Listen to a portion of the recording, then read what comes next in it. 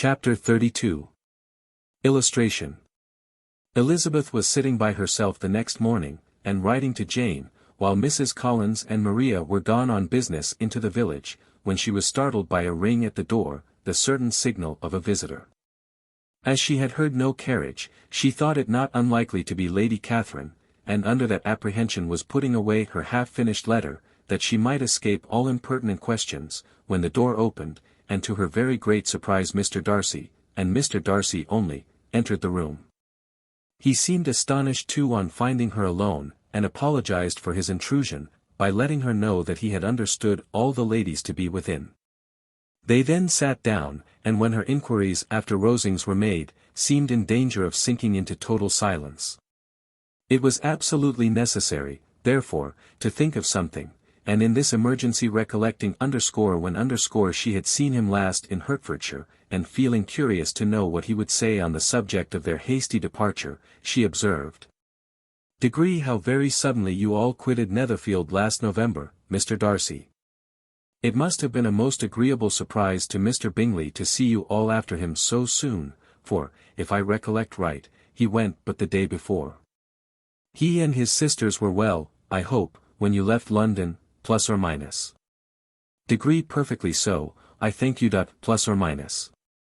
She found that she was to receive no other answer, and, after a short pause, added. "Degree I think I have understood that Mr. Bingley has not much idea of ever returning to Netherfield again, plus or minus. Degree I have never heard him say so, but it is probable that he may spend very little of his time there in future. He has many friends, and he is at a time of life when friends and engagements are continually increasing. Plus or minus.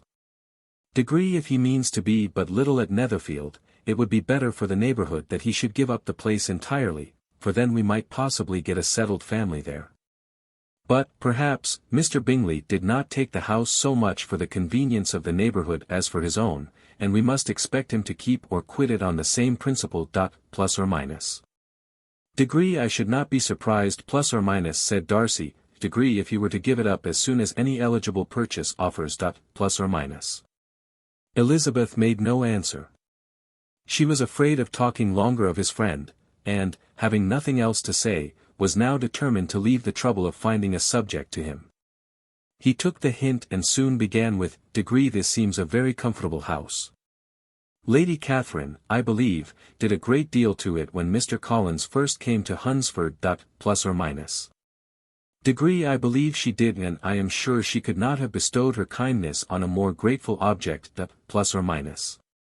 Degree Mr. Collins appears very fortunate in his choice of a wife. Plus or minus. Degree yes, indeed, his friends may well rejoice in his having met with one of the very few sensible women who would have accepted him, or have made him happy if they had. My friend has an excellent understanding, though I am not certain that I consider her marrying Mr. Collins as the wisest thing she ever did. She seems perfectly happy, however, and, in a prudential light, it is certainly a very good match for her. Plus or minus. Degree it must be very agreeable to her to be settled within so easy a distance of her own family and friends. Plus or minus. Degree an easy distance do you call it? It is nearly 50 miles.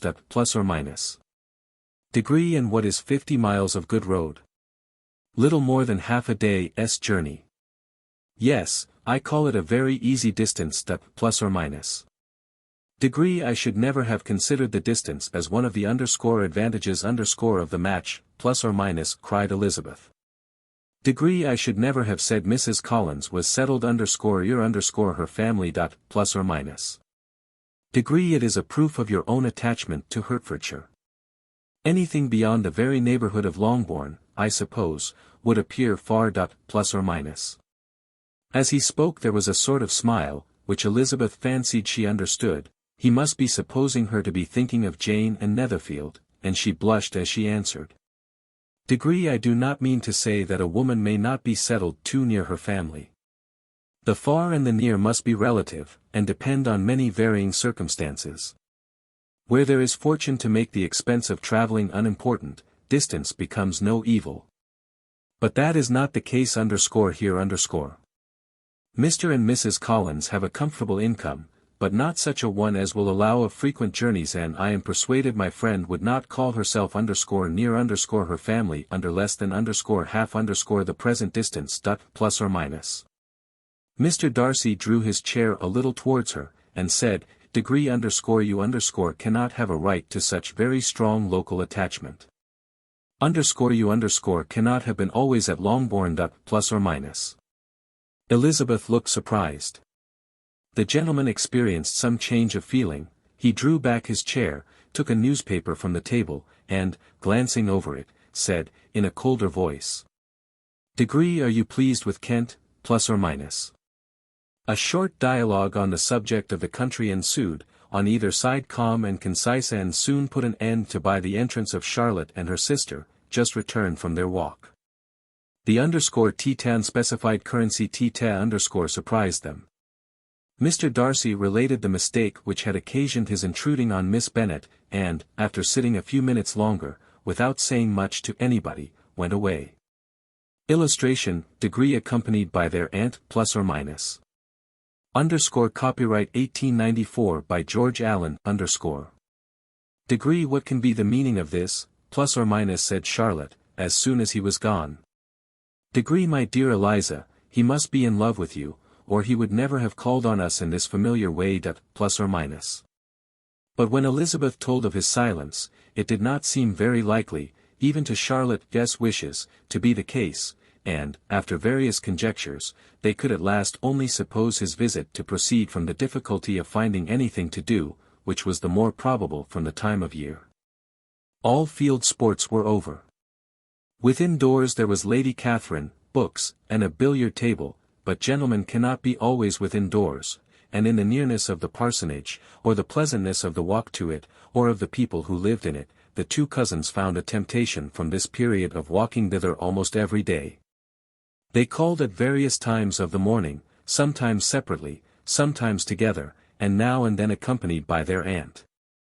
It was plain to them all that Colonel Fitzwilliam came because he had pleasure in their society, a persuasion which of course recommended him still more, and Elizabeth was reminded by her own satisfaction in being with him, as well as by his evident admiration, of her former favourite, George Wickham, and though, in comparing them, she saw there was less captivating softness in Colonel Fitzwilliam's manners, she believed he might have the best informed mind. But why Mr. Darcy came so often to the parsonage it was more difficult to understand. It could not be for society, as he frequently sat there 10 minutes together without opening his lips, and when he did speak, it seemed the effect of necessity rather than of choice, a sacrifice to propriety, not a pleasure to himself. He seldom appeared really animated. Mrs. Collins knew not what to make of him. Colonel Fitzwilliam's occasionally laughing at his stupidity proved that he was generally different, which her own knowledge of him could not have told her, and as she would have liked to believe this changed the effect of love, and the object of that love her friend Eliza, she set herself seriously to work to find it out. She watched him whenever they were at Rosings, and whenever he came to Hunsford, but without much success. He certainly looked at her friend a great deal, but the expression of that look was disputable. It was an earnest, steadfast gaze, but she often doubted whether there were much admiration in it, and sometimes it seemed nothing but absence of mind. She had once or twice suggested to Elizabeth the possibility of his being partial to her, but Elizabeth always laughed at the idea, and Mrs. Collins did not think it right to press the subject, from the danger of raising expectations which might only end in disappointment, for in her opinion it admitted not of a doubt, that all her friend's dislike would vanish, if she could suppose him to be in her power. In her kind schemes for Elizabeth, she sometimes planned her marrying Colonel Fitzwilliam. He was, beyond comparison, the pleasantest man, he certainly admired her, and his situation in life was most eligible, but, to counterbalance these advantages, Mr. Darcy had considerable patronage in the church, and his cousin could have none at all.